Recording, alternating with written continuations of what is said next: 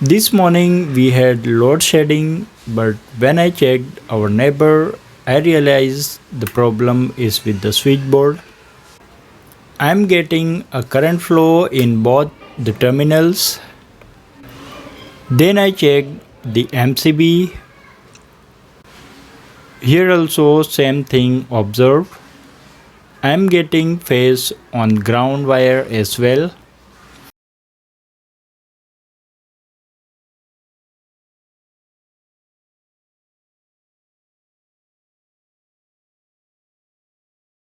So I decided to check the meter if something is wrong here.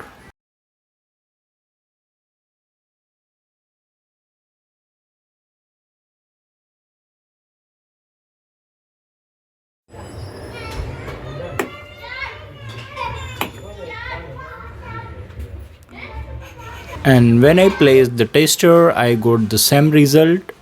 I mean the phase in both the terminals. It's a bit risky to touch the switch, so I called the electrician.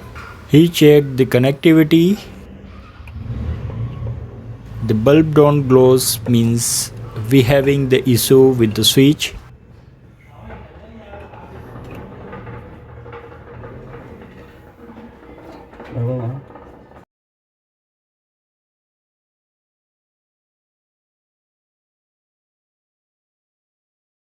Meanwhile, we observed the spark on the switch. We turned it off to avoid the fire hazard and then replaced the switch. Now the question is why we got the phase on both the terminals. So at first we get the phase and the neutral wire from the pole which goes to the meter, and from the meter to the main switch, and from the main switch to the appliances. And we know that our appliances are connected in parallel.